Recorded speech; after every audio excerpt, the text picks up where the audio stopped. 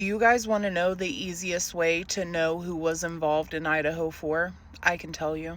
This video is for educational and entertainment purposes only, and all claims are alleged. Did you know that if you are married to someone that you don't have to testify against them in court in Idaho?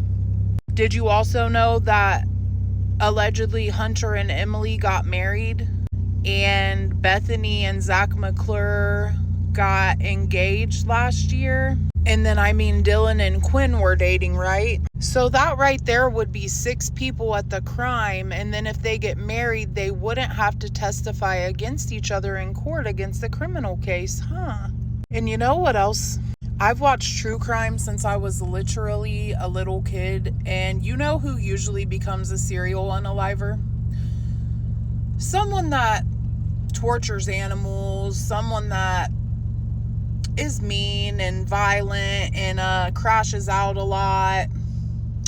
I would love to know if Brian Koberger has ever even been in an altercation physically before, because I don't think he has. I really don't think he has. But I find it a little weird. There was a report when this case first dropped about they found an animal skinned on the lawn of someone's frat house that wasn't the frat of the boys who were friends with Kaylee. I also find it a little weird that Hudson Lindo, I can't say it very well, was a student at U of I, and around March or April 2022, he passed away from an accidental drowning. He drowned in approximately what seemed to be 6 inches of water. Everyone always asks, what did Kaylee tell Adam before Jack S. says, "They're gonna get you, girls"? I wonder if it had anything to do with Hudson. Maybe it would have triggered, I don't know, an investigation into a list of possible students who had been unalived or died in mysterious circumstances, or possibly unalived themselves. Because the way that this crime was performed, it was way too meticulous. Dylan said herself that she loves to watch Criminal Minds, and her stepmom's a lawyer, so Dylan would know to play pure crazy and say, "I don't remember, I can't recall."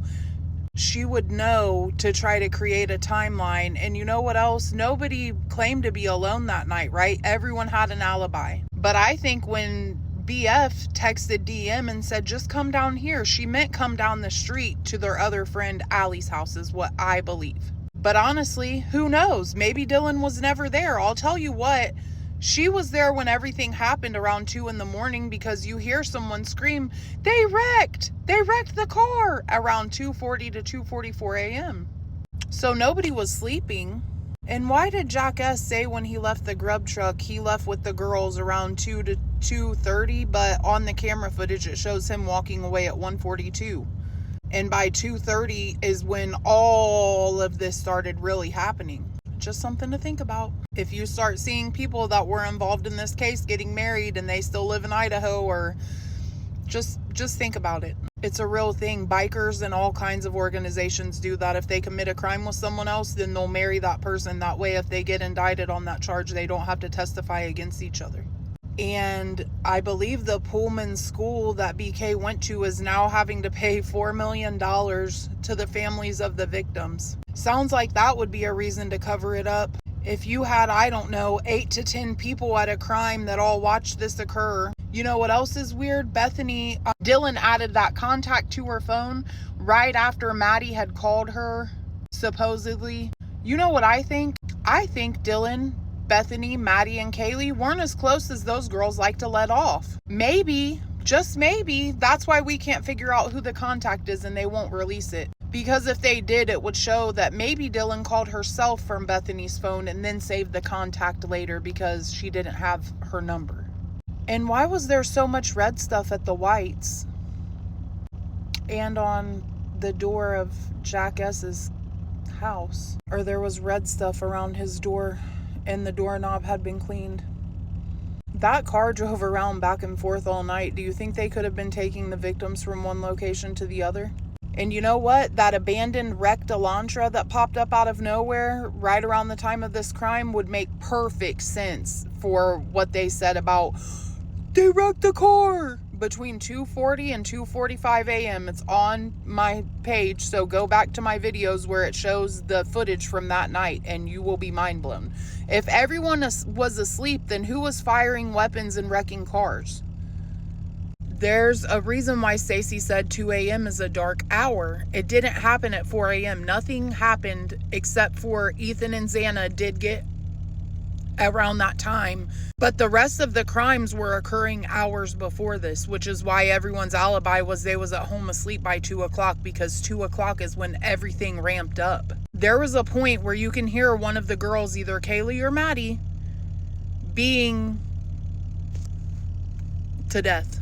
She kept screaming, "Get off me," and then you hear it go silent for about 20 seconds, and then all you hear is because she couldn't fucking breathe. So tell me more about how BK is such a weird guy, but typically in serial unalivers especially, they grow up to be violent. They grow up being violent. They grow up experimenting on animals. You know who was fucking experimenting on animals allegedly? Jack S. You know who did carry a knife to work and everyone said that they were very uncomfortable by it? Jack S. You know whose alibi was they drove 5 hours through the night to their parents' cabin or to their cabin in the middle of the night? Jack S. So if someone's getting picked up at the dumpsters at 5:02 a.m., then that leaves, I don't know, 5 hours to get to the location before you call the cops at, I don't know, 11:58 a.m. after you're already set and gone.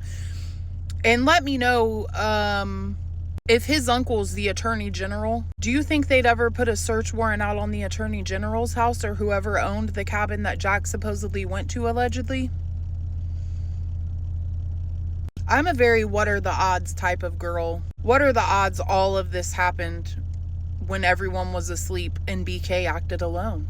And what are the odds the same car that drives back from Kaylee and Maddie's over to the frat houses back and forth all night long, literally with a loud exhaust, being said to be BK's car, but they muted the audio so you wouldn't hear the loud ass exhaust. There's a car that drives past my house every night and you can hear the exhaust for a fucking mile. But they drove back and forth all night long, and the abandoned car, ironically, the one that got wrecked, it didn't have a license plate on it. And when they first reported about this crime, they said that the car that was there had no license plate on it, and that was very unnormal for Idaho residents. So tell me more. Where did that car go? Where is that cabin at? And is there anyone from the college that can confirm all of the animal skinnings that happened around this time frame? And I wish to God they would let us know the contact Dylan put in her phone after she got called by Maddie.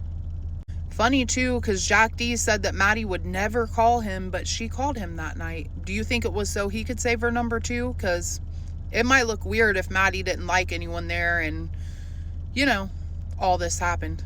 This video is just for entertainment and educational purposes only though, guys. And it's all speculation and alleged, but you can go double check what I said on my page. Follow me, you guys. I love you. Okay, bye.